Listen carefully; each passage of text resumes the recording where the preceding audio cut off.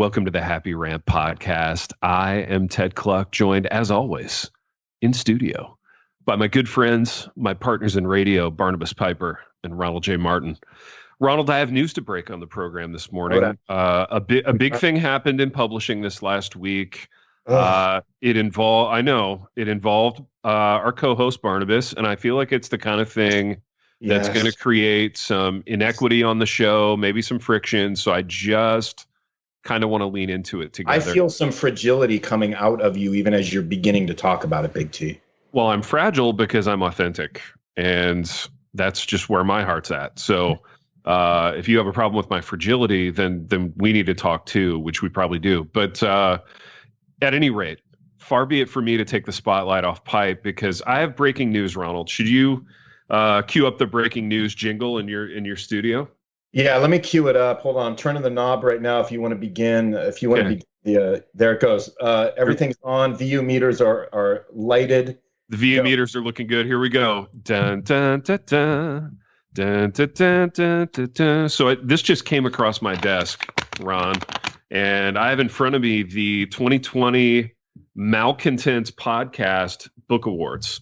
And our co-host, our friend Barnabas Piper, won a Malcontents Podcast Book Award. So he has broken the streak of all of us getting shut out of 2020 book list, book awards. This is huge. Pipe, congrats, man. Just a wholehearted congratulations. From the show to you, Piper. Thank you, guys. Thank you from the bottom of my heart. Pipe, so you tell me. I want to know. Sorry, T. I'm not trying to cut you off. I want to know when Pipe, give me the first thing that came to mind when this thing just came soaring. Maybe that's a great question. That's good. I want the emotion. Give it. Lay it on. Yeah, bring us into that moment, because we don't know what it feels like. Because we obviously don't know what it feels like. It's almost difficult to articulate the feelings. They were so new to me and so overwhelming. In that moment, you find out? Can you tell us how you found out? I found out online, so via Twitter, as one should in these cases, at almost the exact same time that one of you texted to, I don't know if it was to congratulate me or to express shock and jealousy, but I'll take it as congratulations. I think a little bit of both. I think all of the above. Yeah. Hype, where were you when this happened? Good, baby. Good. Yeah. Where was I? I was probably ignoring a Zoom meeting. It's probably what I was doing. Oh, wow. What a great thing to happen in the middle of something you wish happened. Something to really brighten what is an otherwise abysmal experience of staring at, 9 faces on a screen. No, it's really good, Pipe. It's safe. Correction, staring at my own face while there are 9 other faces on a screen, because that's what we do on Zoom. Right. But yeah, it was it was momentous. It felt life altering. I do want to just ensure you both, I really do still feel just like one of the people. I don't feel like this has elevated me to any grand status or anything. I'm not looking down on you or anything like that. So just much appreciated. In case you were worrying about that, we are worrying, and I don't know that we don't need to flesh that out a little bit, because I think there's some insecurity going on with me and T with this. With a podcast as big as Malcontents Podcast, I've got to think that Piper's life has changed in some pretty tangible ways. Can you talk about some of those ways, like how your life's been different since you found out? Did it come with money or a trophy or like one of those huge checks? What are we looking at? Yeah, it really came with like 4 retweets, and well, that's huge, and a sense of mild gratification, I would say. And I'm hoping it maybe sold a copy, so maybe I'll see 87 cents in royalties somewhere in 6 months or so. There you go. That's thinking positive. Just it really moved the needle for me in a significant way. I also felt a lot like that really profound sense of success you got when you used to get participation awards. Totally. You'd get the same ribbon that all the other kids at field day did. It feels a little bit like that, because because I used to co-host that podcast, and so there was a sense of, man, they still like me. And in it's fact, like going home, right? It's like kind of like going home. It's like the people that I used to be with are still like they're honoring me. Yeah. Sometimes a prophet is honored in his own hometown. I was just going to say that, baby. That's well said. Yeah, it's very, very biblical too. And then, sometimes when you leave somewhere, you worry that you're forgotten, and so being gone but not forgotten feels very significant to me. I feel like "Gone but Not Forgotten" could be the name of this award, when in reality, it's. I made the list under books by someone we know and like. So. That feels, profound. Like TGC can keep their awards. I saw Russell Moore put out a 20 best books of the last 20 years because he's read all of them. Dude, Big Russ doing work. And, Tim Challies has his list of, top 10 boring theological books.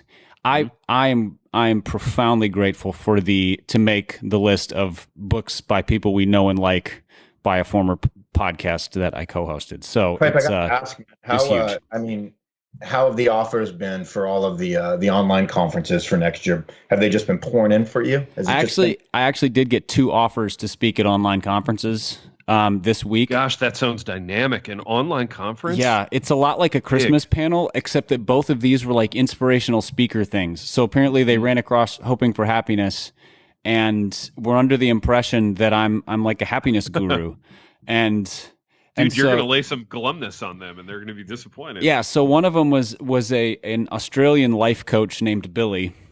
Yes. And dude, tell me everything about Billy. What does he look like? Well, no, even better. Billy's a she. So yes, of course. Yeah, Billy. I love this. I think Billy might be a cancer survivor, and just her health and positivity and good vibes, and just leading people towards the light.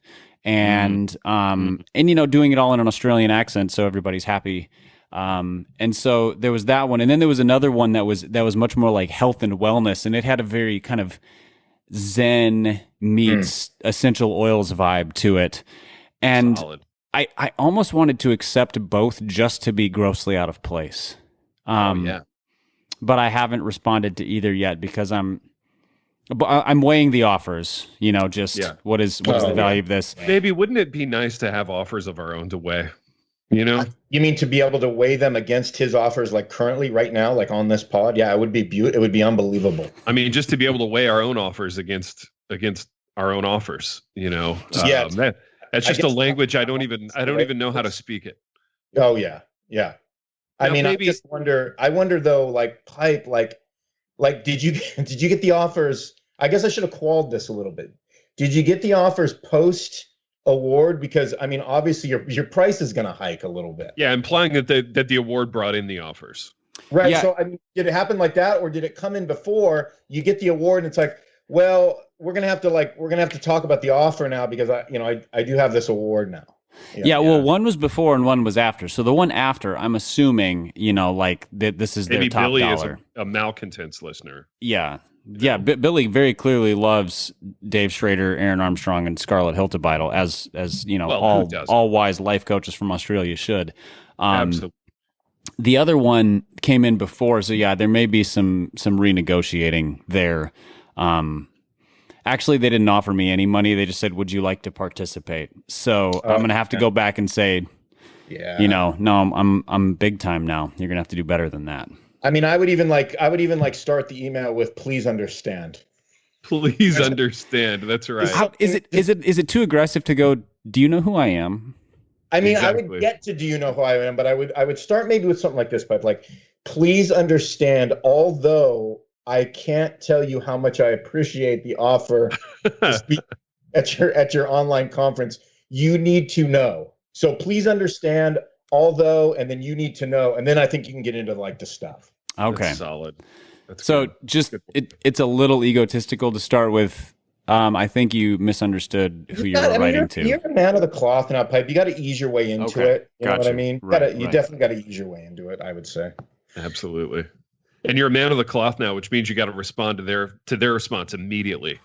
Like a second and a half goes by. Oh no, I'm setting that bar low.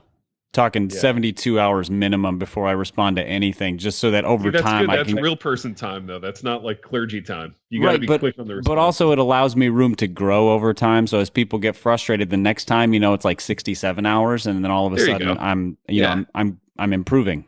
So it's like, so then you get a lot of talk. What I like about that pipe, number one, is that's wisdom. Number two, then you get the talk amongst the people, which is like, hey, have you ever emailed Pastor Pipe? Yeah. Well, does he get back to you? Yeah, but it's 5 days.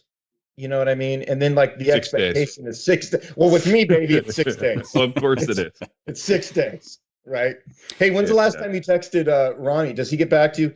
And then you get back 6 days. 6 days. That's it. He texts back the word baby and then doesn't say anything else after that for 6 days. And then 6 days later, he sends the rest of the text. Finishes the text.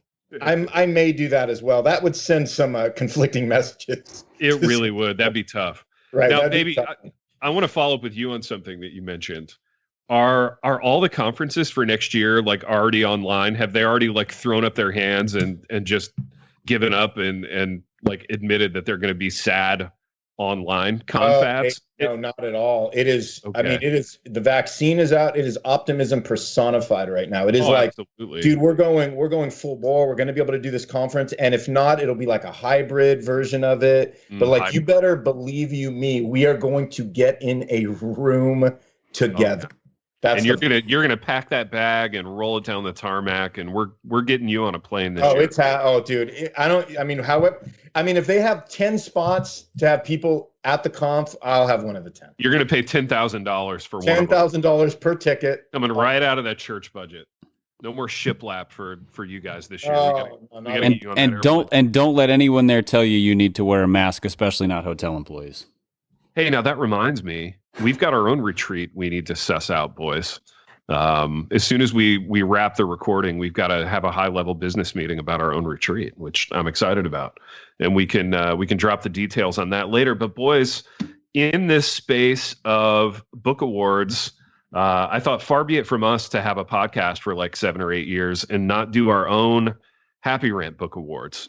So I went ahead and got in the office, put the reps in, did a little bit of show prep, and I've got some awards that I want to lay on you guys and talk about and bestow. A bestowing of awards. This feels like, boy, Christmas came early. It's kind of big, so if you want to like wave your wives into the room and I don't know, put me on speaker or whatever, you can do that. I feel like it's just going to be a big moment. But yeah, without further ado, let me kind of get into these, okay? Man, I hear the paper crumpling. I like it. Yeah, I've got a lot of papers I'm shuffling. It was a lot of work and a lot to evaluate, a lot of manuscripts to kind of pour over. But here we go. Number one, we've got Best Advent Devotional for Kids, written by Jared Wilson's best friend and Beth Moore's acquaintance. That's the category, correct? That's the category. Best Advent Devotional for Kids, written by Jared Wilson's best friend and Beth Moore's acquaintance. I feel like I'm a long shot in this that's one. a wide. I mean, there's a lot of people that fit in the category. I mean, who would you think would be up for something like that? I mean, I've emailed a little bit with Jared, as you guys know. We've exchanged pleasantries online. I'm friends with his brother. I mean, it goes pretty deep there. But let me get the envelope here and see who wins this one. This one goes to Ronnie Martin. Wow. Yeah, boys, let's clap it up for Ronald. Boys, big round of applause for Ronald J. Martin. Well done. Yeah, good job on that Advent devotional. That actually came out 2 years ago. Man, as the Brits would say. You're still dining out on that thing now, which is great. Here we go. Next category. I think this one, I don't know. I don't feel great about it. I feel like it was a little on the nose. Whereas that last one, I kept it a little bit more open-ended. Here we go. Were you ready? Yeah. Yeah. Best book of 2020, written by a son of John Piper. Now, I have to qualify this by asking Pipe, have any of your siblings released books in 2020?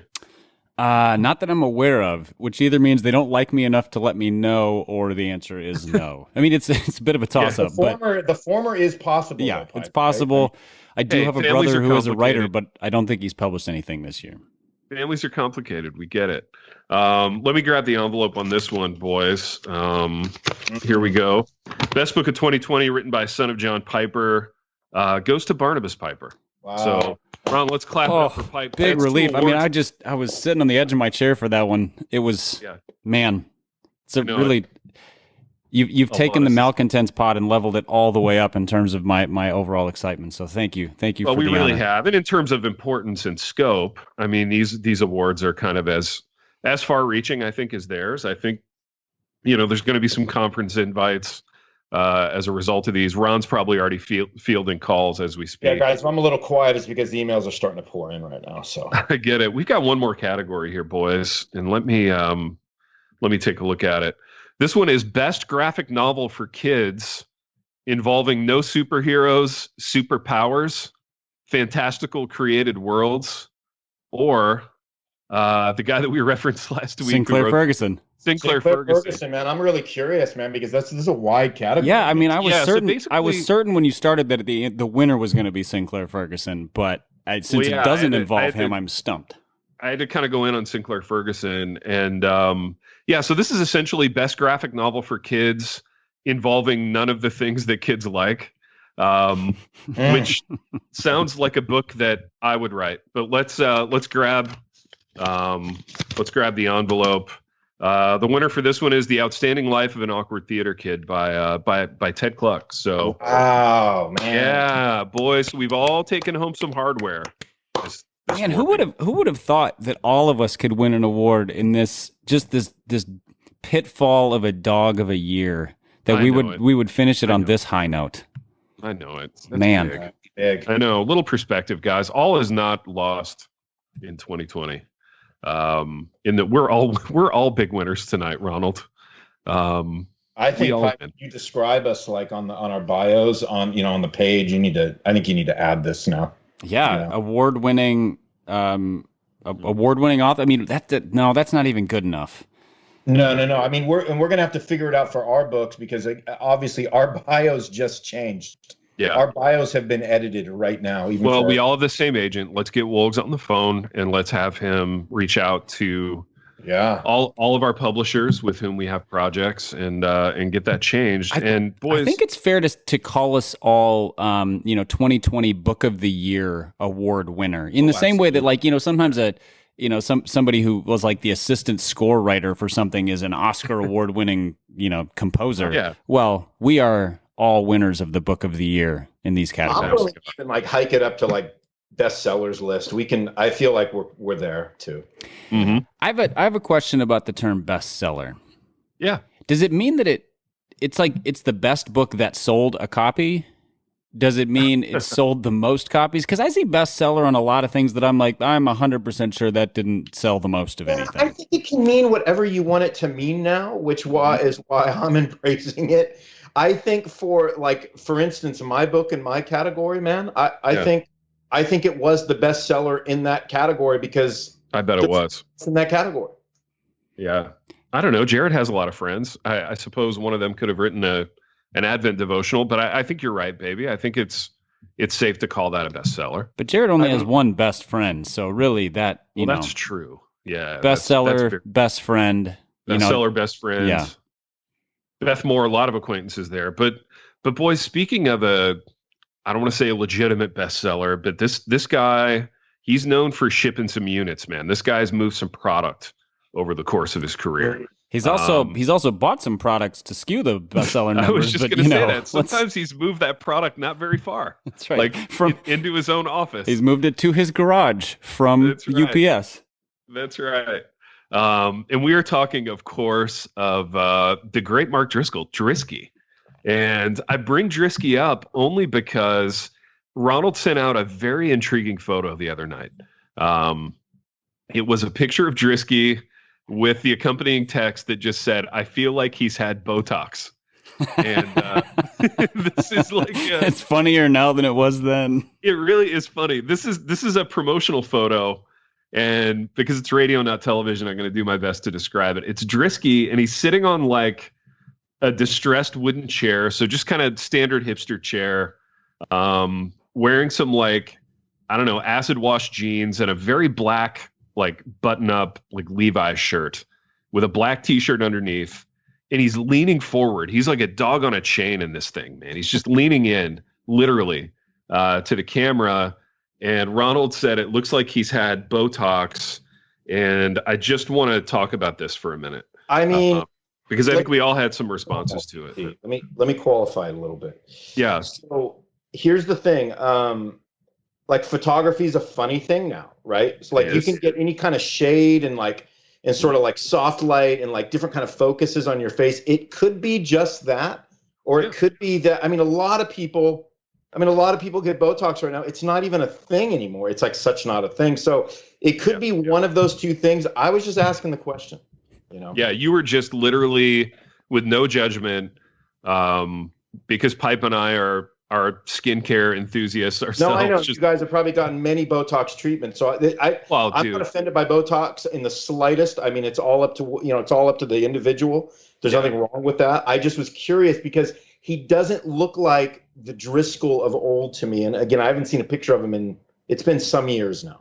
Well, the Driscoll of old was kind of, I don't want to say like pseudo tough guy, but he had a little bit of that pseudo tough guy kind of ethic. Like there were some lines in his, like we're about the same age, me and Drisky. And so I'm just saying like, you know, Driscoll had kind of a rugged, he had kind of a ruggedness to his features. Yeah. And so like, when I saw this new picture, there was, I mean, dude, his face is like, it looks good, man. Like it's smooth.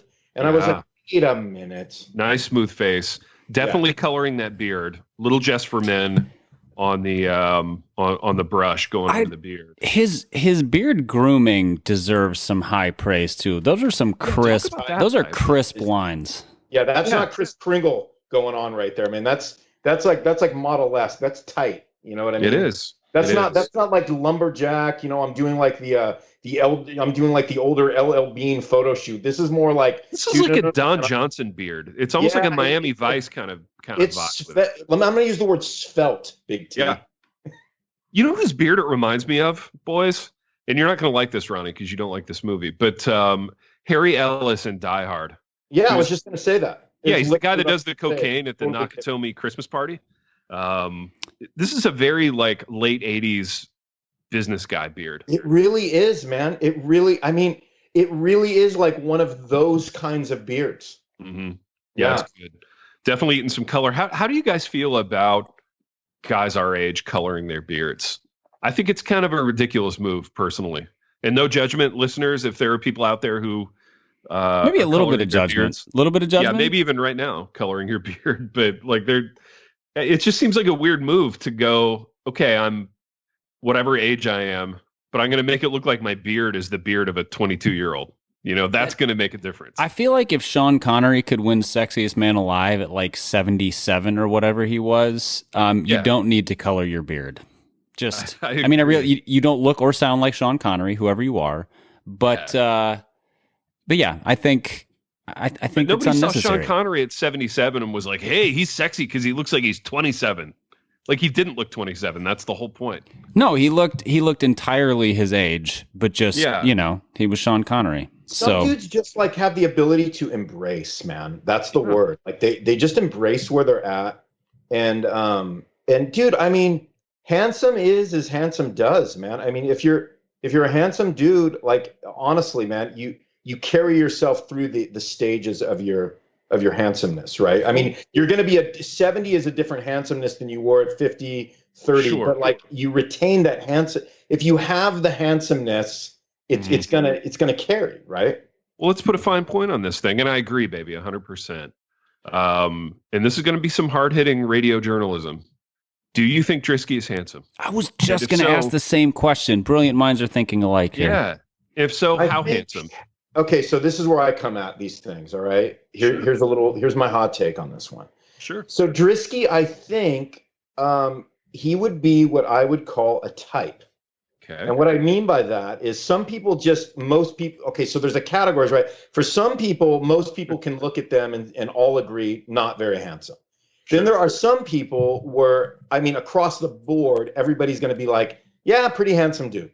Mm-hmm. And then there are some people that I call types, which are, you're going to be more polarizing, where you're going to find some people that are like, no, man, I think he's pretty handsome, and then other people that are going to be like, I'm just not seeing it. It doesn't do it for me. I think Drisky would be more of a type where you're going to get like polarization. That's my take.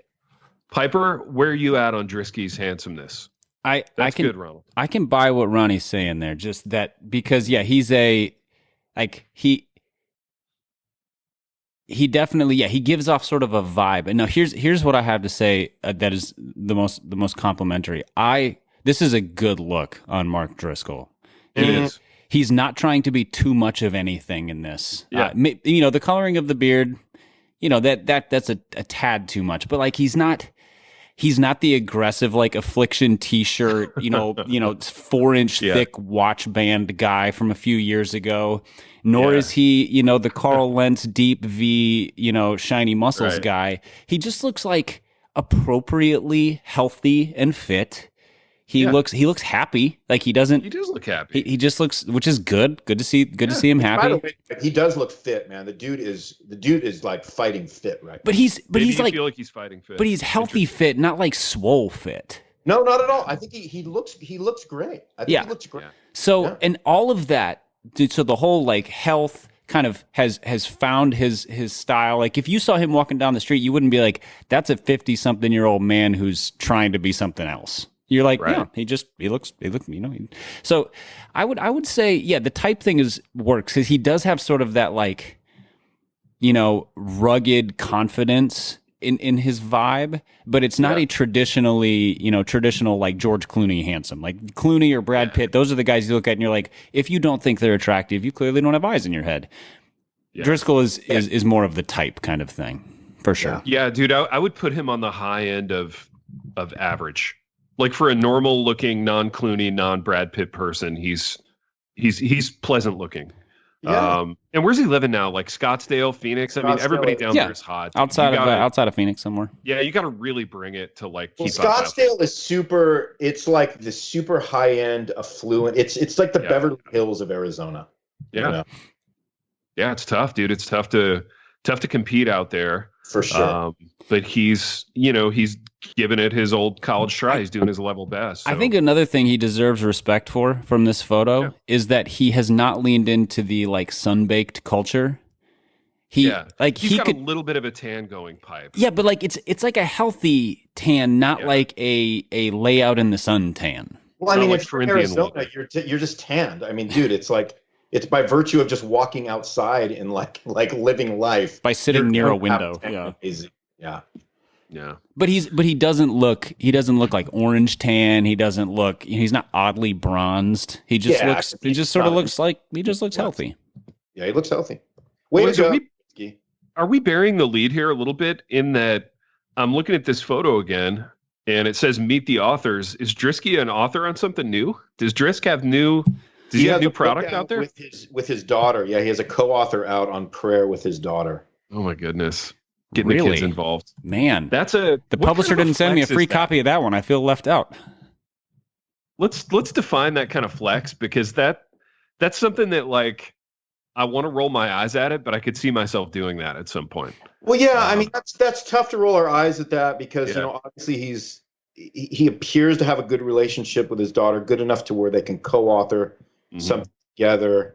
So I mean, it's gonna be a little hard to be critical about something. Well, I mean, don't we all? I mean, that's when we think of our parents. Like, I just think of all the time spent like throwing the ball in the yard and co-authoring books together. And I mean, those are really the moments that you hang your hat on. I mean, T, I don't know about you, but man, when I got to that third book with my dad, I mean, we were just really. You're so close at that point. Relationship was just on. We were just like we were in overdrive together. Absolutely, dude. Absolutely. That's so big. Well, shout out to Drisky and his daughter for putting out a little product. Can I give some props to his daughter? I just looked up this book and a little free promo for it. It's called Pray Like Jesus. That seems like a good thing to do. She's his oldest child. And so she studied theology at a college in Costa Rica. She graduated with honors from a master's program at Barrett Honors College. I don't know the schools, but just these are some accomplishments. She's recently married. She can write and speak fluently in English and Spanish, and she's the missions director at Driscoll's church. She's crushing it. Yeah, Oh, and a crushing. campus leader for the Yeah. prayer for a prayer ministry at Arizona State, and so forth. Like she's kind of a boss. Wow. Yeah, she's handling it, man. I mean, she's doing well. Also, it's a little crazy to me that Driscoll has grown children because chip off the old block. you know, I used to when I worked at Crossway way back in the day. It was when he was first publishing, and so I got to know him a little bit. And so his family was really young then. And you know, when you don't see somebody in forever, you just their time stops. And so in my mind, his kids have never gotten above about 12, except that was 15 years ago or something like that. So Apparently he hasn't either, according to this picture. I mean, yeah, he actually looks healthier than he did 15 years ago. So he's aged backwards, and yet somehow his kids are growing up. yeah, he's kind of got that almost embalmed, like reptilian rich person look, which that's the ultimate like money flex. When you can look like a kind of a reptile, that's when you know you've really made it. So I think Drisky must be doing well. Scottsdale's agreeing with him. Scottsdale, man. I mean, look, if you've ever been, Baby, how long until we move to Scottsdale? Why are we not there already? I mean, have you guys ever been to Scottsdale? Because I've been there, man. It's dreaming. It's a dreamy community, man. I mean, it's like, I mean, you get all these like high end, like, desert people that are doing all the mid-century modern, everything is just like done up to the. Maybe a lot of modern nativities out there, man. Oh, I mean, all modern nativity. Like, hey, update. all those modern nativities from last week are all existing in Scottsdale. It'd be like a Southwest modern nativity, though. So it'd be like a piece of, I don't know, a couple of pieces of rock, maybe a crystal, maybe one of those bolo ties. Like one of the wise men will be like a cactus, kind of. I love it too.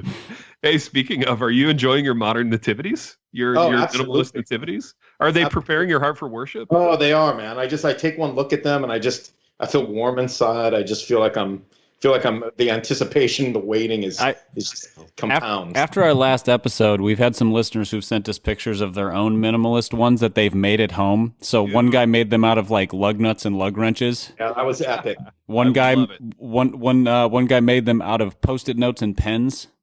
Really strong efforts by the listeners. Well, I think I'm going to make my own and send it to you guys, and you can post it, Pipe. I might work on that today. Oh wow, that's going to be a lot of work. I mean, how are you going to find the time, baby? I don't know how I'm going to find, but I am some stuff. Yeah. Also, listeners, if you want to see those awesome ones, we started an Instagram account for the podcast after 6.5 years. So I'll post them there, and you can go see them. Also, give us a follow because that's fun.